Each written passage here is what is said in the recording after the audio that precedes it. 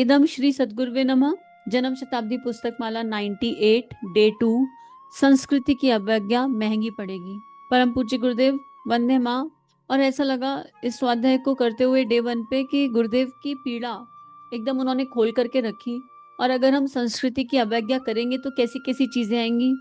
परिवार खत्म हो जाएंगे, कुटुंब खत्म हो जाएंगे, रिलेशनशिप रहेंगे ही नहीं। हम वेस्टर्न सभ्यता को अनुचित तरीके से फॉलो करेंगे। एक एक आदमी चार चार चार पांच पांच रिलेशनशिप रखेगा और न नर नारी अपना नारित्व खो देंगी और बहुत चारों ओर विभीषिका हो जाएगी। और सत्य ये कि हम देख ही रहे हैं कि ये सब कुछ एक्चुअली घटित हो रहा है। और गुरुदेव ने उस दर्द को सामने रखा कि हर कोई व्यसन की ऊर्जा में डूब जाएगा, हर कोई वासना में डूब जाएगा। सब पता है कि अच्छा क्या है। सुबह जल्दी उठना अच्छा होता है, फिर भी 95% लोग आज भी सुबह जल्दी नहीं उठ पाते हैं। उठना चाहते हैं फिर भी नहीं उठ पाते, और कुछ तो उठना ही नहीं चाहते। 95% लोग वो हैं जो उठना ही नहीं चाहते, कहते हैं क्या करना है, खाओ पियो ऐश करो और जिंदगी यही तो, एक ही तो जिंदगी मिली है, इसको खुल करके जी लो। जिन लोगों में प्रतिभा है, प्रतिभा की कमी नहीं है, बहुत प्रतिभा है इस समाज में, इस संसार में, लेकिन जिनके पास प्रतिभा है वो उस प्रतिभा का सदुपयोग नहीं कर रहे हैं। वो गलत कंटेंट बना रहे हैं, अनुचित कंटेंट बना रहे हैं और उस कंटेंट को परोस करके मिथ्या नेम एंड फेम कमाने की कोशिश कर रहे हैं। और मिथ्या नेम एंड फेम कमा रहे हैं, थोड़ा बहुत रुपया पैसा कमा रहे हैं, पर ये सब टेम्परेरी है। अगर कंटेंट, अगर प्रतिभा है तो उस प्रतिभा का उपयोग करो। पेंटिंग बनानी तो आती है, लेकिन हम एक दैवीय पेंटिंग नहीं बना सकते, हम ऐसी पेंटिंग नहीं बना सकते जिसे देखकर कोई मैसेज मिल रहा हो। डांस करना तो आता है, पर हम गाने अच्छे नहीं चूज कर सकते। हम घटिया दर्जों के घटिया गानों पर अपने बच्चों को डांस कराते हैं और खुद भी उन पर डांस करते हैं, हम वो नहीं चुन सकते। हमें यूट्यूब पर पब्लिक स्पीकिंग आती है, पर हम एक अच्छे कंटेंट को उठाकर पब्लिक स्पीकिंग नहीं कर सकते। हम छिचोरी घटिया कॉमेडी के साथ लोगों को के मन को भटका रहे हैं। तो प्रतिभा बहुत है इस देश में, पर सद्बुद्धि की कमी के कारण दुर्बुद्धि इतनी ज्यादा हो गई है, इतनी दुर्बुद्धि हो गई है कि हर कोई शॉर्ट टर्म सक्सेस चाहता है। और वो सक्सेस क्या है, आज की डेट में सक्सेस का पैमाना क्या है? नेम एंड फेम सक्सेस का पैमाना है। पैसे से भी ज्यादा लोग मुझे जाने, लोग हमें पहचाने। लोकेशना की एनर्जी बहुत हायर एंड पर है। लोग हमें जाने, फिर चाहे गलत तरीके से जाने, क्या अंतर पड़ता है? चाहे गलत तरीके से जाने, मतलब हमारे कर्म, अच्छे कर्मों के कारण हमें जाना जाए ये जरूरी नहीं है। इंपॉर्टेंट इज कि लोग हमारा नाम ले रहे हैं। इतनी ज्यादा इनसिक्योरिटी हो गई है, क्यों? क्योंकि घरों में इमोशंस एक्नॉलेज नहीं होते, घरों में वैल्यू नहीं मिलती, घरों में तो नाम सुनने नहीं मिलता। और ये बचपन से हो जाता है। बचपन की इनसिक्योरिटी बड़े होके इस रूप में प्रकट होने लगती है। छोटा बच्चा चाहता है कि उसको भी वैल्यू मिले, उसको भी वेटेज मिले, पर उसको वैल्यू वेटेज मिलता नहीं। तो कभी कभी देखा होगा कि बच्चे को जिस काम के लिए मना करो ना, वो उसी काम को करने लग जाता है। अगर आपने बच्चे से कहा लाइट बंद मत करो, तो बच्चा 10 बार लाइट बंद करेगा, 10 बार लाइट खोलेगा। क्यों? क्यों खोलेगा? 10 बार बंद करेगा, क्यों 10 बार खोलेगा? क्योंकि हम उसका नाम लेंगे, अरे तुमको मना किया ना, अरे तुमको मना किया ना। अटेंशन गेनिंग, इतनी ज्यादा अटेंशन गेनिंग। और क्योंकि बचपन में एक्नॉलेज नहीं हुए, इसलिए वो अटेंशन गेनिंग बड़े होकर इस तरह बाहर आती है कि हमें फिर किसकी अटेंशन चाहिए? जिन लोगों को हम जानते नहीं। ये आपके और मेरे, हम सबके साथ का सत्य है कि हमारे फेसबुक इंस्टाग्राम पर कितने फ्रेंड्स हैं, काउंट। हम जानते कितनों को हैं, काउंट। रेशियो देख लीजिए, पूरे पूरे फ्रेंड लिस्ट भर गए हैं, पर हम शायद ही किसी से मिले हों। मुट्ठी भर लोगों को जानते होंगे पर्सनली, मुट्ठी भर लोगों को, 8 10 20 25 ज्यादा से ज्यादा। बाकियों से तो मिले भी नहीं, पर उनके कमेंट्स हमें मैटर करते हैं। कैसी आयरनी है, उनकी बातें हमें मैटर करती हैं। उनके जीवन में क्या चल रहा है वो हमको मैटर करता है। क्यों? क्योंकि भारतीय संस्कृति की सीता खो गई, हमारा आत्मविश्वास पूरी तरह डगमगा चुका। हमने अपने मूल को जाना नहीं, अपने मूल को पहचाना नहीं। हमें ये पता ही नहीं कि भारतीय संस्कृति है क्या। हम जानते ही नहीं भारतीय संस्कृति का तत्व दर्शन क्या है। परम पूज्य गुरुदेव की लेखनी में वही तत्व दर्शन उन्होंने प्रकट किया है। अगर हम चाहें तो हम परम पूज्य गुरुदेव की लेखनी का गहन चिंतन मनन कर सकते हैं। जन्म शताब्दी पुस्तक माला के प्रवचन की सेट की सीरीज खरीद कर ले आइए, 100 किताबों की सीरीज है और 3 रुपए की एक बुक है। वैसे तो 300 रुपए पर डिस्काउंट करके मिल जाती है कई जगहों पर। और उसको सुन नहीं सकते तो पढ़ना शुरू कर दीजिए। यकीन कीजिए, जब लगातार पढ़ेंगे, लगातार पढ़ेंगे, तो समझ में आएगा कि हम मिस क्या कर रहे हैं। क्यों हम इतना डिप्राइव हो गए, क्यों हम कटोरा लेकर प्रेम मांगते फिर रहे हैं दुनिया वालों से। इससे प्रेम दे दो, जिससे नहीं मिला फिर उससे लड़ाई झगड़ा हो जाता है, जो हमारे मन का नहीं करता उससे हमारा लड़ाई झगड़ा हो जाता है। जब हम इतने कमजोर होंगे, इतने कमजोर होंगे, तो हम क्या क्रांतिकारी हो पाएंगे? इतने कमजोर होंगे तो क्या भारतीय संस्कृति की पताका को अपने हाथ में उठा पाएंगे? भारतीय संस्कृति के वर्चस्व को ऊपर ले जाने के लिए हमारे आत्मबल और ब्रह्मबल का जागना बहुत ज्यादा आवश्यक है। जिस इंसान का आत्मबल और ब्रह्मबल जाग जाता है, उसकी देह का वजन कितना है वो मैटर नहीं करता। परम पूज्य गुरुदेव की देह का वजन कितना होगा देख लीजिए, गांधी जी की देह का वजन क्या ही था देख लीजिए, अहिल्याबाई होलकर कितनी पतली दुबली दिखाई देती है देख लीजिए, वो मैटर नहीं करता, क्योंकि जज्बा अंदर है, भीतर है। ये भीतर वाला जाग जाए, अगर भीतर अगर एकदम साहस आ जाए। कौन सा साहस? जन्म शताब्दी पुस्तक माला 97 में गुरुदेव ने साहस बताए थे, साहस के कदम बताए थे। कौन सा साहस? बिना दहेज की शादियां। कौन सा साहस? कोई व्यसन कर रहा है तो उसे रोकने का मादा रखना। कौन सा साहस? जेवर ना चढ़ाएंगे और ना जेवर लेंगे ना जेवर देंगे। कौन सा साहस? एफडी बनाकर दे देंगे बच्चों की। कौन सा साहस? प्रौढ़ शिक्षा के बारे में बात करेंगे, दीप यज्ञ के माध्यम से नवयुग लेकर के आएंगे। और कौन सा साहस? शादी बिल्कुल दिन में करेंगे, खर्चीली शादी नहीं करेंगे, बैंड बाजा नहीं बनवाएंगे, इतने सारे व्यंजन नहीं बनवाएंगे, पंच तत्वों को वेस्ट नहीं करेंगे, जल का ध्यान रखेंगे। बड़ी सारी साहस की चीजें बताई। ये ऐसा साहस है जिसमें मुझे किसी तीसरे की आवश्यकता नहीं है। हम यूजली क्या करते हैं, हम ये कह देते हैं हम तो करना चाहते हैं पर हमारे परिवार वाले नहीं मानते। अरे जल बचाने में परिवार वाले चाहिए क्या? जल बचाने में परिवार वाले नहीं चाहिए, हमको बचाना है ना। नाम जप करने में परिवार वालों की जरूरत है, मन ही मन गायत्री मंत्र करने में, किताबें पढ़ने में परिवार वालों की आवश्यकता है। कौन रोक रहा है ये करने के लिए? मोस्ट ऑफ द टाइम हम ब्लेम गेम खेल देते हैं। हम तो करना चाहते हैं। हम क्या करना चाहते हैं? हम उन चीजों को ढूंढ लेते हैं जिसमें लोग हमें रोक रहे हैं, पर वो नहीं ढूंढते जो हमें करने दी जाएगी। अगर आप अपने घर में बैठकर कोई किताब पढ़ रहे हैं, आपको कोई रोक सकता है?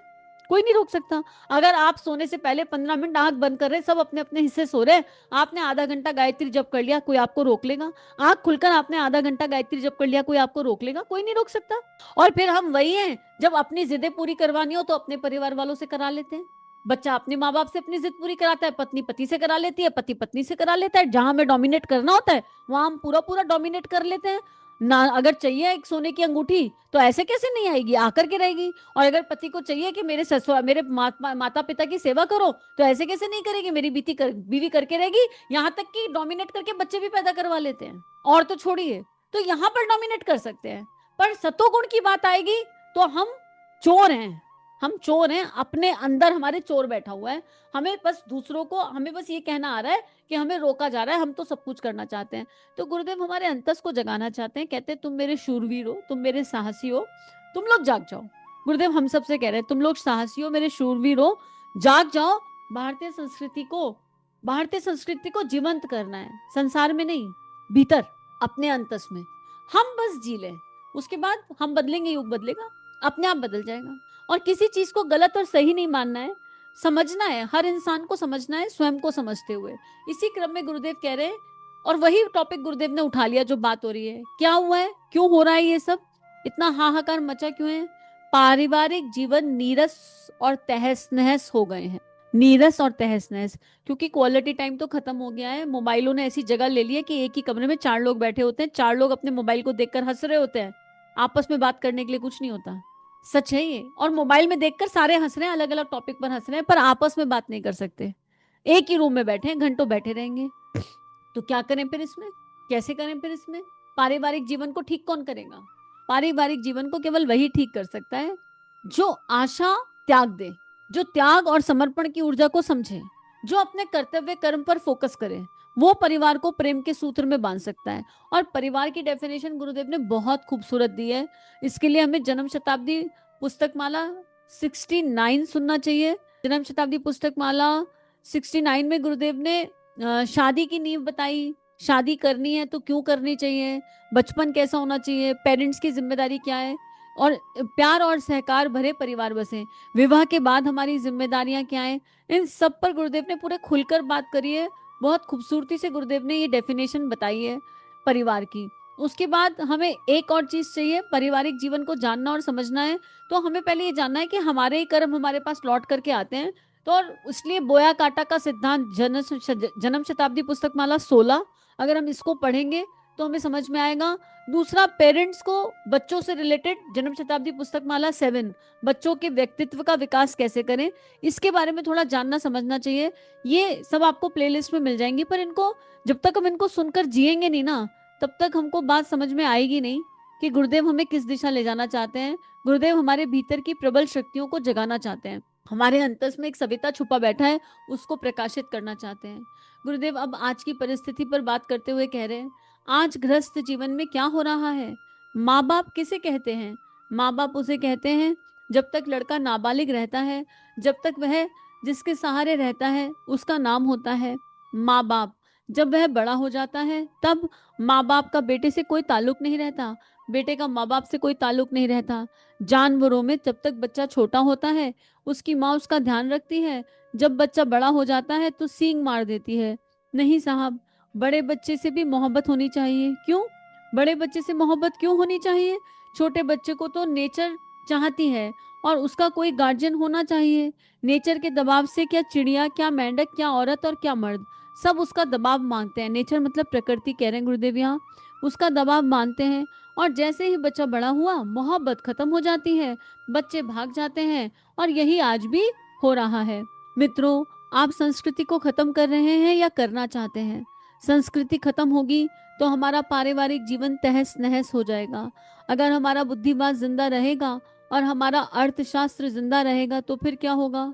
अर्थशास्त्र के हिसाब से हमने आपने हर एक ने स्वीकार कर लिया है कि बुढ़े बैल को कसाई के यहाँ जाना चाहिए, क्योंकि बुढ़े बैल को रोटी नहीं खिलाई जा सकती। दुनिया के 99% जानवर कसाई के यहाँ चले जाते हैं। दूध देने वाले हों चाहे हल में चलने वाले हों, दोनों का अंत क्या होता है भाई साहब? दोनों का अंत कसाई के यहाँ होगा। नहीं साहब, खूंटे पर बांधकर खिला दीजिए।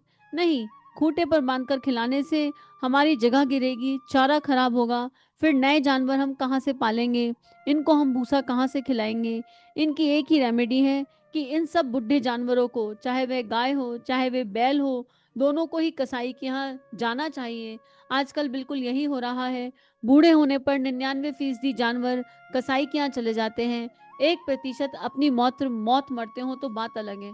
गुरुदेव दो पैरेलल एग्जाम्पल रख रहे हैं और ये बहुत बड़ी सच्चाई है कि जानवरों के साथ ऐसा ही हो रहा है। जो गाय, जो बैल, जो भी जानवर काम के नहीं रहते, उन्हें बड़ी बड़ी मिक्सीज होते हैं, बड़े बड़े मिक्सर में डालकर और चला दिया जाता है। ये बिल्कुल बहुत बहुत कड़वा पर सत्य है, इस सत्य में कोई बात ही नहीं है। और इतना अत्याचार है, हम लोग गाय का दूध पीते हैं, कहीं से दूध पैकेट का दूध मंगाते हैं, पर जहाँ पर गौ माता को, गाय भैंसों को पाला जाता है, वो लोग कितना अत्याचार करते हैं हम इसके बारे में इमेजिन भी नहीं कर सकते, हम सोच भी नहीं सकते। भगवान कृष्ण के समय में गायों के साथ जो व्यवहार होता था, आज उसका बिल्कुल विपरीत व्यवहार है, बिल्कुल विपरीत। इंजेक्शन लगाए जाते हैं, तकलीफ पहुंचाई जाती है, बार बार उनसे बच्चे पैदा कराए जाते हैं, बछड़ों को खाना नहीं दिया जाता। लेकिन अब तक ये जानवरों के साथ हो रहा था, पर अब इंसानों के साथ भी यही हो रहा है। अभी तो इंसान केवल जानवर के साथ अत्याचार कर रहा था, पर गुरुदेव कह रहे हैं भारतीय संस्कृति की सीता खो गई है, इंसान इंसान के साथ अत्याचार करने लगा है। और इसकी नींव में क्या है? सच पूछो तो इसकी नींव में ये है कि हम अपने बच्चों से पढ़ाई नहीं करता तो ये नहीं कहते कि बेटा शिक्षा बहुत जरूरी है, शिक्षा करोगे तो तुम्हारी बुद्धि बढ़ेगी, तुम्हें सद्बुद्धि मिलेगी, तुम्हें जीने का सलीका आएगा। हम कहते हैं पढ़ेगा लिखेगा नहीं तो घास खोदेगा क्या, क्या कमाएगा? हम शुरू से ये कहते हैं कमाएगा क्या, पैसा कहाँ से आएगा अगर पढ़ेगा नहीं? मतलब हम पढ़ाई को पैसे से जोड़ देते हैं, पढ़ाई को व्यक्तित्व से नहीं जोड़ते हैं। ये हम ही तो कर रहे हैं, हम अपने बच्चों से इस तरह की बातें करते हैं।